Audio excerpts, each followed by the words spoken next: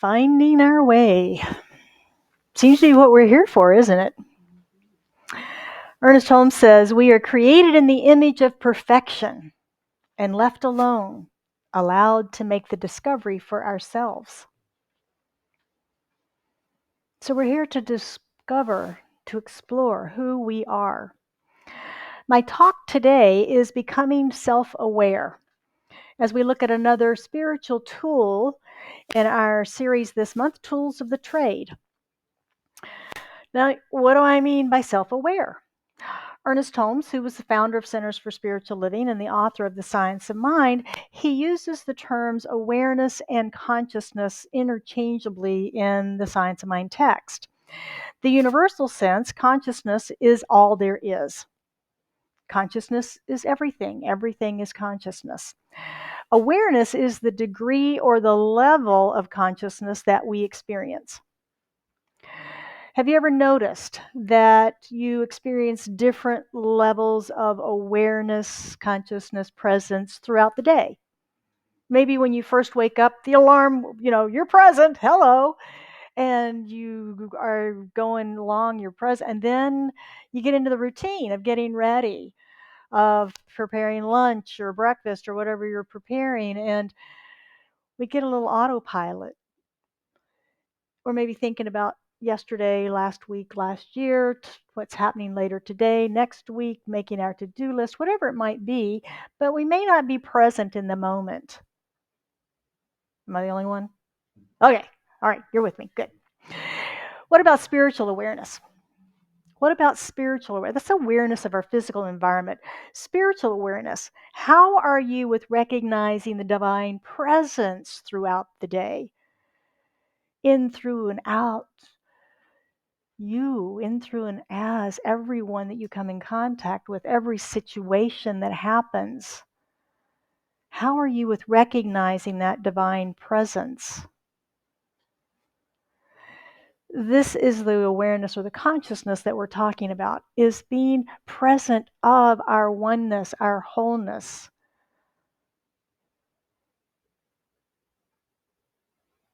The good news is, as we become more aware spiritually, the side effect is that we become more aware physically also. There's a correlation there between those two. There's a Bible saying that kept coming up to me all week as I was preparing for this talk. It just kept popping into my mind. And it's out of the book of John, and it's, in my Father's house are many mansions. Anybody heard that? I was raised in the Methodist Church, and the Christian belief around that as I was growing up was heaven, right? Up there, out there somewhere. And that's God's house. And in that God's house are many mansions. I assume mansions were big houses, right?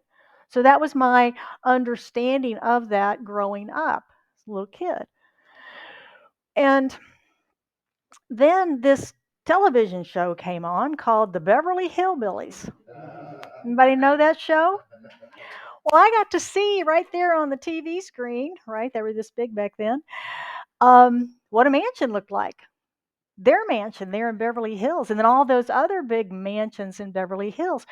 So it shifted my awareness from the size of a mansion in my little hometown to a Beverly Hills mansion. A lot bigger, a lot bigger.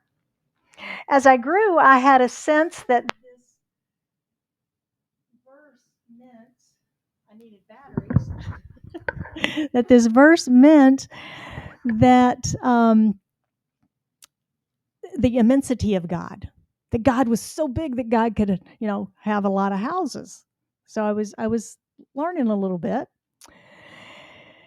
And as I've studied New Thought and Science of Mind, I believe Jesus was talking about our various states of consciousness. Our various states of consciousness. So what is a state of consciousness? What is a state of consciousness? We talk about consciousness around here a lot, right? Ernest calls them planes of consciousness. Planes of consciousness. I kind of think of plates stacked, different levels, different planes is kind of how the visual that I get for that. And he says that those different planes have different rates of vibration at each level, different rates of vibration. And he's talking about the levels or stages of our thoughts, the expansion that we're taking. If we go back to science, science talks about vibration, right? And that it can go so fast, things can vibrate so fast that they appear not to be moving. Or things can vibrate so slowly that they appear not to be moving. And then there's a whole plethora in between that of vibrational movements that we as humans can sense and see and feel. Spiritually, we say that God vibrates at that highest vibration to be almost still, and that matter vibrates so slowly it appears to be solid. Our minds expand and our awareness increases, and we advance in these planes of awareness, planes of consciousness, with the ultimate goal, Holmes says, to have a full consciousness of unity with the presence and a spontaneous recognition of unity in every human being. Now think about living like that. Full consciousness of the unity with presence, present to God every moment, and a spontaneous recognition of unity with every human being that you come across, instantaneously. Let go of separation and live from oneness. Most of us can do that sometimes, have done it sometime.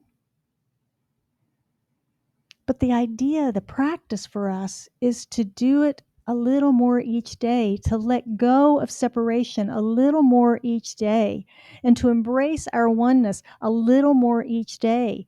Whether that's in nature, whether that's meditating, doing our prayer work, talking with friends, whatever it is, but embracing that oneness a little more each day, knowing spirit a little more each day.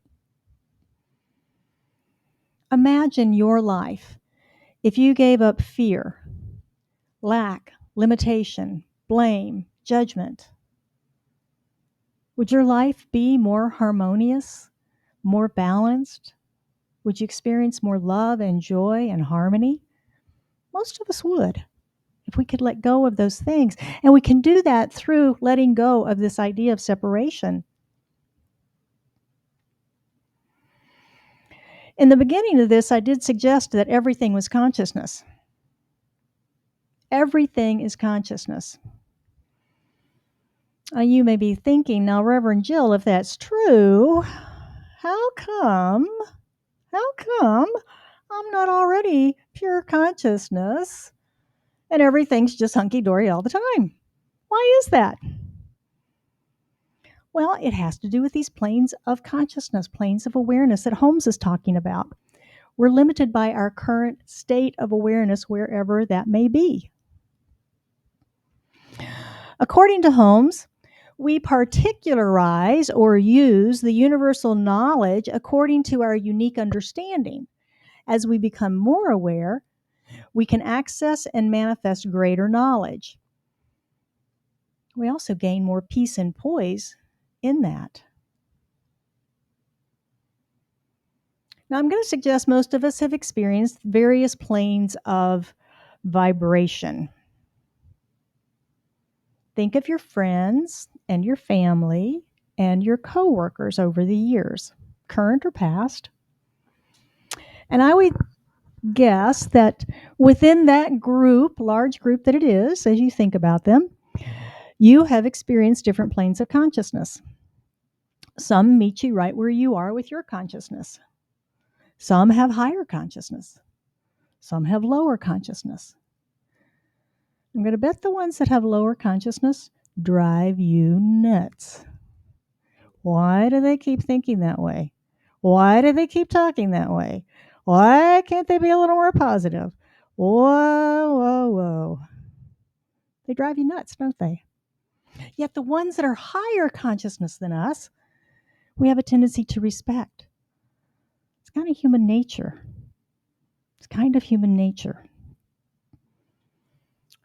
Recall my friends, the Clements. When they arrived in California, they hadn't been exposed to much, had they? They lived in the hills. They had a very small group of people that they were with. They weren't exposed to much at all. And now they're here in Beverly Hills, California, in a whole different socioeconomic group than they had been in. People with different ideas. I mean, from the hills of, I don't know, where is North Carolina? It's more like where I grew up, to California and the different thinking, East Coast, West Coast, and all that stuff. They suddenly started rising in awareness, didn't they? They suddenly started rising in awareness. Everybody expresses and experiences life from exactly where they are. So their experience of going into Beverly Hills and seeing all of that with no reference point really was amazing. They called swimming pools concrete ponds, right? Because that was where they were coming from. Okay, so those are the planes of awareness. Those are the planes of awareness. We're created in the image of perfection and allowed to discover it for ourselves. Allowed to discover the perfection for ourselves. My initial understanding that God's house containing many mansions was one plane of awareness. Until Uncle Jed discovered oil, and then I got a new plane of experience with the new mansion, right? I elevated in my awareness.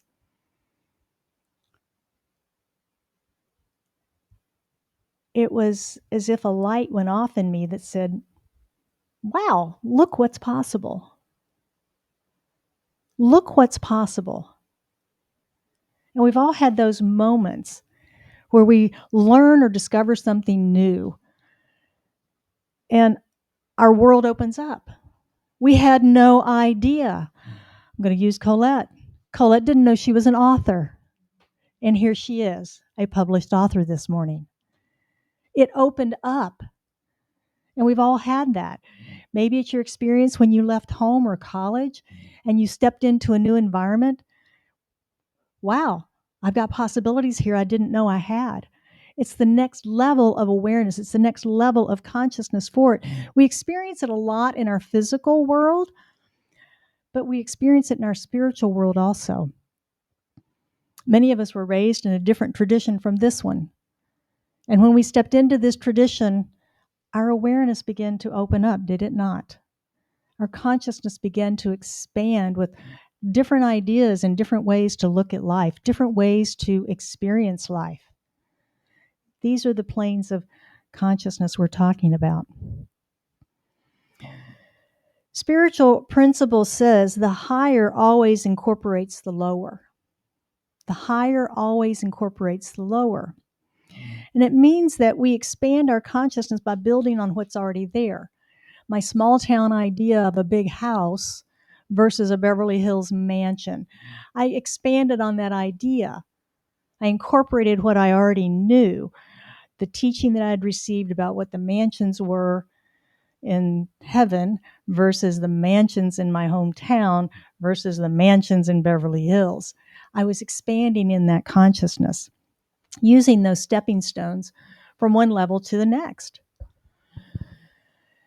It's unfortunate, though, that many think that we need to throw out the old and just go with the new. The old saying, don't throw the baby out with the bathwater. This principle suggests, though, that that's not necessary and may not even be wise. And I think that's why our science of mind is so popular, or so resonates with so many people. Ernest incorporates and synthesizes so many sacred writings, and he took the best of them and expanded on their ideas, gave us metaphysical meanings of those ideas. He drew from ancient philosophy, from the Eastern traditions, the Bible, the Bhagavad Gita, the Quran, Christian Science, mysticism, even psychic phenomena. He studied all of these and he synthesized those into this masterpiece that we have today called the science of mind. Excuse me, and out of which so much in new thought, new thinking, metaphysics, and motivational, positive thinking, all of those things grew out of that level of consciousness to the next. And we see today the plethora of information available to us that is, we find the science of mind in, right? Oh, yeah, that's like the science of mind. That's like the science of mind. So, those expanding planes of awareness. So, self awareness is a tool in our spiritual toolbox, but self aware is a lifelong project. Sorry, it's ongoing. There is no end goal. We just keep going. We just keep expanding. We keep going. Our higher awareness is always expanding. There's more to vibrate with. There's a higher vibration for all of us, always. And we exist in this ever expanding reality. If you notice, things change all the time. All the time. They do. They just keep moving. Somebody says something changes. It just keeps going. And we get to expand our awareness with each and every one of those changes that happens. Who am I about this? How do I react to this? What do I think about it? What do I feel about it? What are the actions I'm taking with it or without it? What are my values? The question in all of that for us is, do I want to take this expansion or am I done? Am I done? Anybody remember the first time you sat down in front of a computer? Most of us are of the age that, that we weren't born with them. We got them in adulthood. What'd you think? Ooh, boy! Or, oh, no, this thing, I don't need this. Don't need this. I'm not going to do spreadsheets and computations. I don't need it. How about a cell phone? I got a phone at work. I got a phone at home. What do I need a cell phone for? That's crazy. Who in here does not have a cell phone today? Right?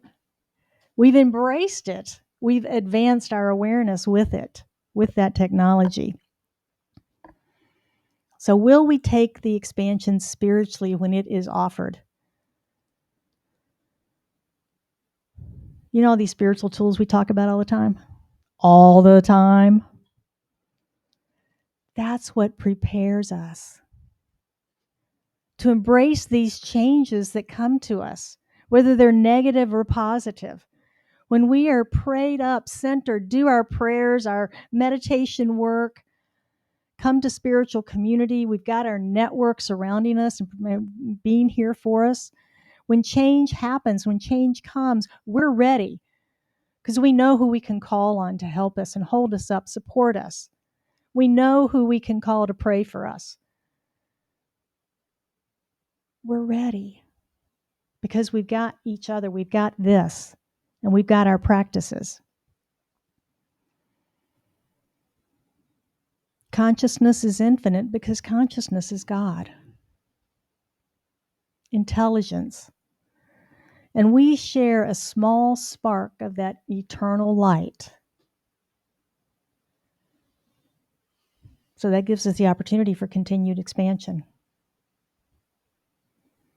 As we evolve to greater awareness, that awareness then outpictures as our life and our experiences. Have you noticed that? If you think back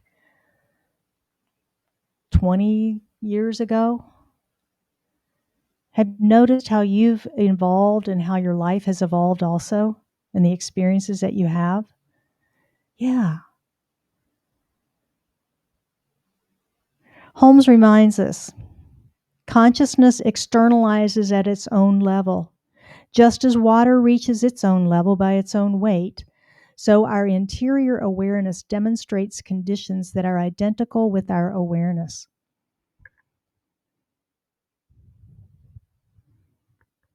Our interior awareness demonstrates conditions that are identical with that awareness. It's the mirror effect, right? It's the mirror effect. What I am, what I be is demonstrated back to me as my life. And if we stay stuck, that's what we keep manifesting. We feel like we're in a loop. But if we continue to evolve and move our conscious awareness up, like me with my small mansions to me with Beverly Hills mansions, what's possible? It opens the door. And the same is true for us. As we expand our consciousness, our interior expands, our exterior expands also. Science of Mind says we can raise our consciousness high enough that our creative thought has the power to dissolve solid facts. Did you know that? Anybody had a manifested prayer? Okay. So we've dissolved some facts, right? We have dissolved some facts. Just like a high temperature dissolves ice, so too love, vibrating at a higher level, can dissolve fear. When consciousness speaks, the law executes. And it's up to us to increase our awareness to the next plane of consciousness. That's our work to do. Moving on up. Moving on up. It's a TV show day. If you would like to know more about these spiritual principles, please sign up for Mindful Monday. It's a recap of the talk, and you can do so with the QR in the lobby or send me an email and we'll get you on the list. I did notice someone signed up last week, and I wasn't here, so I didn't get you on the list, but I will get you there next week if you're watching today. Stand by for that. Our practice this week is journaling. I could also call it contemplation, because the question to ask is, what does being spiritually aware mean to you? What does being spiritually aware mean to you? And take a trip down memory lane. Look at your life and look at the shifts in consciousness that you have had. Look at what you thought as a child that God was. Look at what you thought in your 20s, your 30s, your 40s, wherever you may be on the spectrum. Look back at it and look at where you have evolved to today. And make some notes about that. And then open to the possibility of expanding to the next level of consciousness, because trust me, none of us are there yet. None of us are there, because there is no there. There's no there. We just keep going.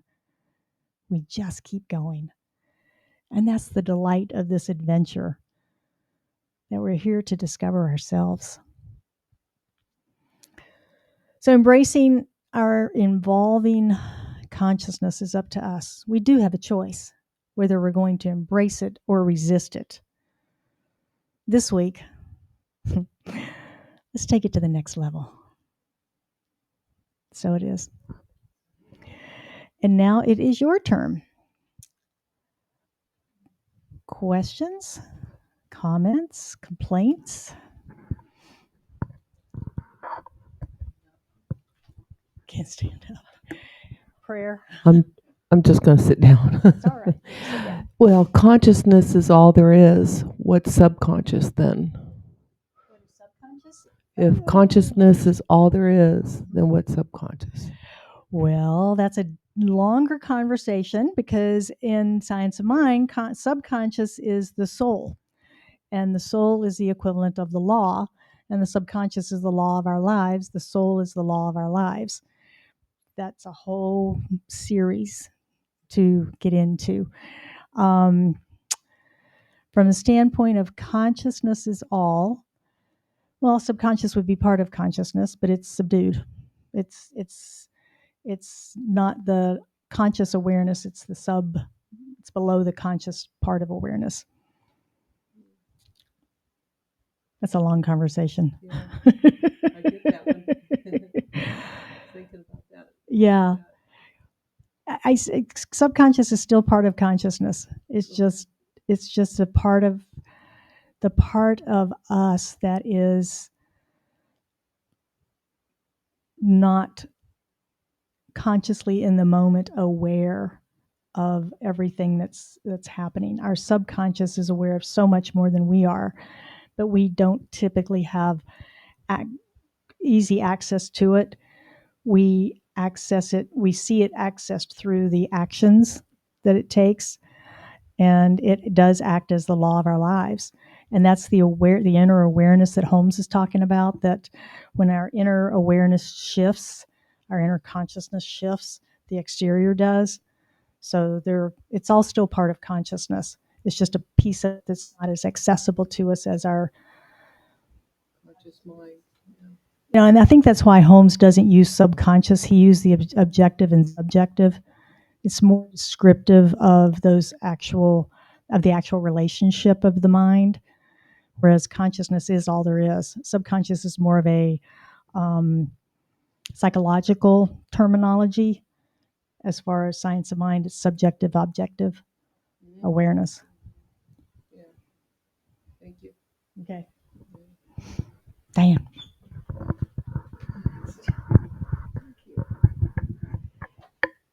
As I am every time we talk about levels of consciousness, I'm reminded of the class that you taught with Reverend Peake and the four kingdoms of consciousness. And when you were speaking about the people that really get on your nerves and why are they not thinking, and I automatically see myself where I think I am at this level going back down because I'm judging those people for not thinking the way.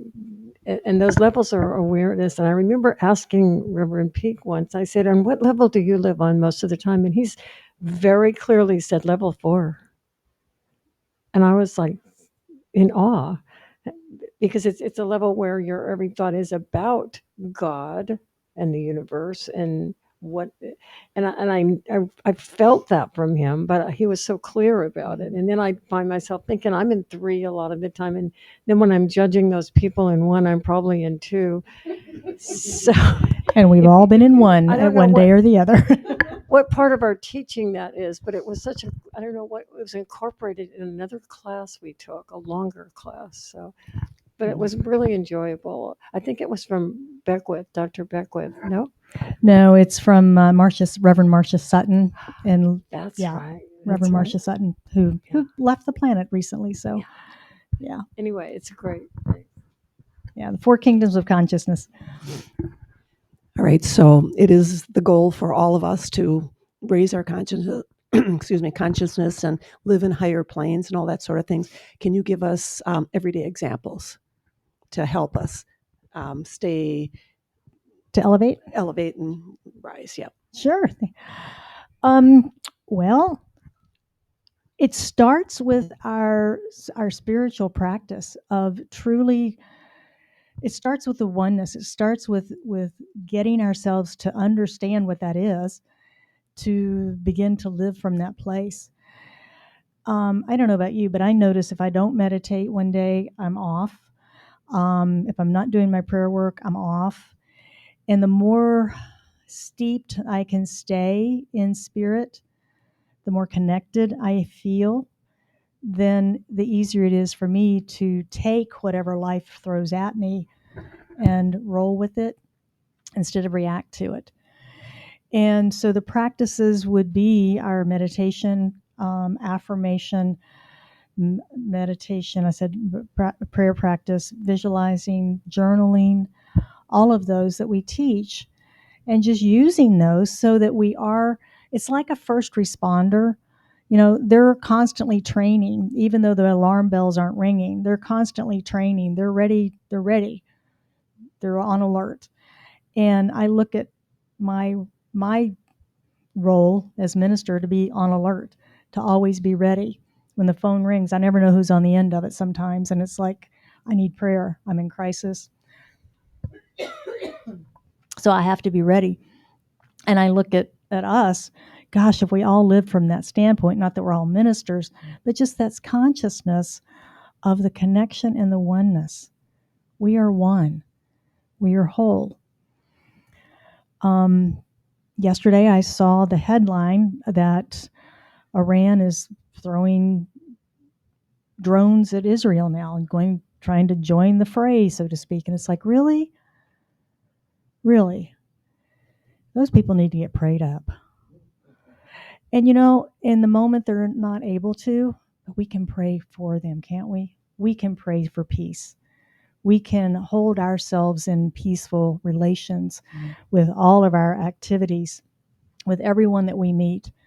Those are the ripple effects. That's what we do. Those are the ripple effects in consciousness, because our prayer expands. And if everybody in this room is peaceful and prayerful, and we go out there in the world and we start meeting people and we're peaceful and prayerful, they're going to get that vibration. They're going to get that vibration. And that's how we create our own world of peace and harmony. My world is peaceful and harmony. Anyone else? Time for one more.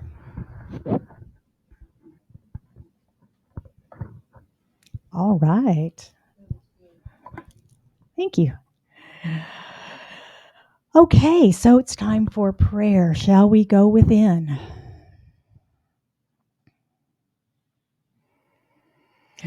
As we move this moment into the stillness, we recognize that there is an infinite presence right here where we are, whole, perfect, and complete. It is the infinite love. It is peace. It is harmony, harmonious relationships, joy. It is wisdom and intelligence.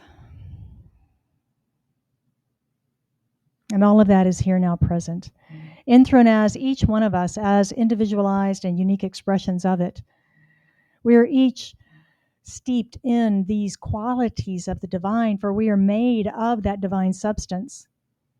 There is no separation between us and that presence, between us and anyone else, anything else on our planet. We are united in the wholeness, in the peace that is God.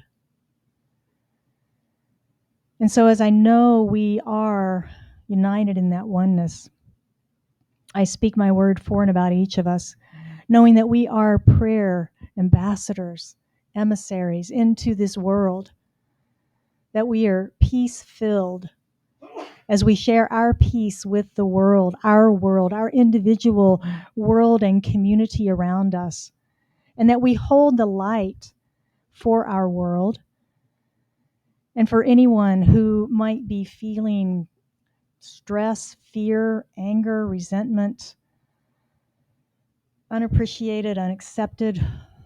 We just lift all of that into the wholeness, the love, and the light that is God.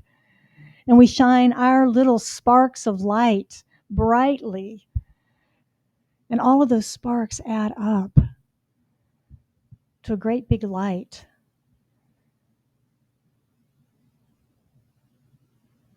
And so we are that peace. We are that love. We are that harmony and joy. And I know that as each one of us moves through our week this week, that as we live from this place of peace, as we accept this, that each of us advances in consciousness. We move to the next level and the next and the next with expanding awareness, with expanding possibilities of what is possible in this big, beautiful world that we live in. And that we share those possibilities with others, encouraging, appreciating them. I know for anyone that has anything on their heart this morning, as they lift that into their heart, into their minds, into this prayer, that we surround them with our love, with our support, with our peace, and know its full and complete manifestation right here and right now. Whether that be for health or wholeness, for peace, for relationship, for financial flow, for answers, whatever it may be. We accept and affirm that truth for them right here. And so it's with a heart filled with joy and thanksgiving that I release this into the action and activity of law, knowing that it is already done. It is already complete. And we affirm this together by saying, and so it is.